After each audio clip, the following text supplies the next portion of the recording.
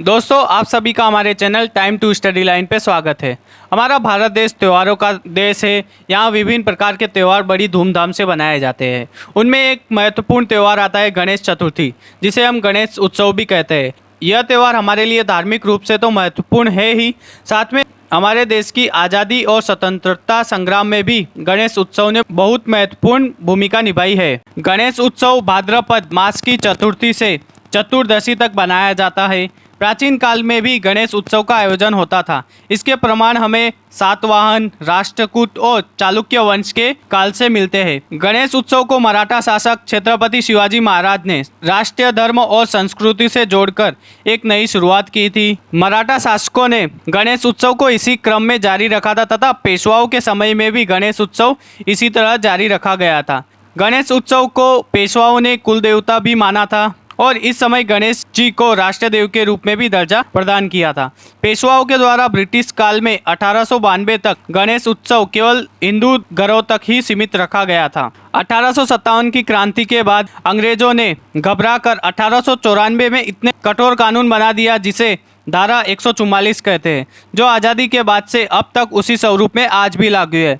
वह कानून इस प्रकार था कि 5 भारतीय एक स्थान पे इकट्ठा नहीं हो सकते तथा समूह बनाकर कोई कार्य या प्रदर्शन नहीं कर सकते। अगर कोई ब्रिटिश अधिकारी उनको इकट्ठा देख ले तो उन्हें कड़ी सजा दी जाती थी, जिसके अंदर उन्हें कोड़े से मारा जाता था और उनके हाथों से नाखूनों को खींच लिया जाता था।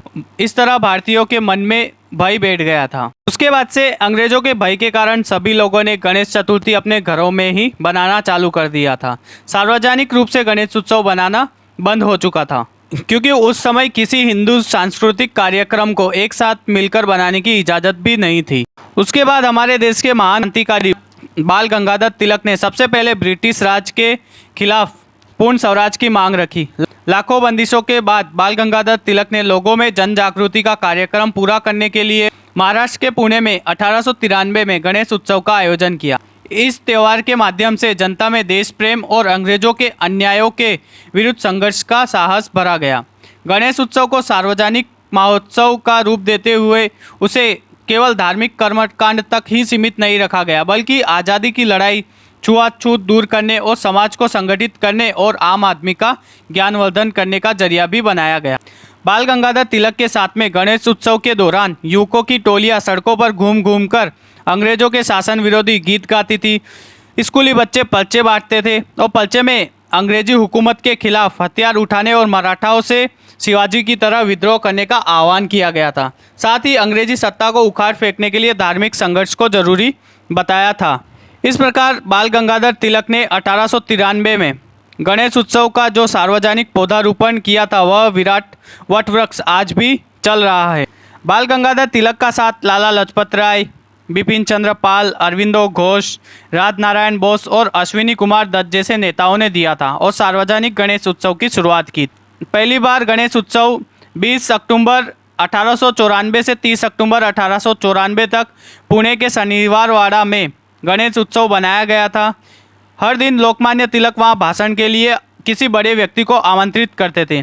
20 तारीख को बंगाल के सबसे बड़े नेता बिपिन चंद्र पाल और 21 को उत्तर भारत के लाला लाजपत राय वहां पहुंचे थे। इसी प्रकार चापेकर बंधु भी वहां पहुंचे थे और वहां 10 दिनों तक इन महान नेताओं के भाषण होते थे और सभी भाषणों का मुख्य आधार यही होता था कि भारत को अंग्रेजों से आज़ादी कैसे दिलाई जा सकती है और गणेश जी हमें शक्ति दे कि हम स्वराज्य को प्राप्त कर सकें। इस प्रकार अगले वर्ष 1895 में पुणे में 11 गणपति स्थापित किए गए। फिर उसके बाद 31 और उसके बाद अगले साल 100 पार कर गए थे। इसी प्रकार धीरे धीरे गणेश उत्सव पूरे देश में फैलता गया।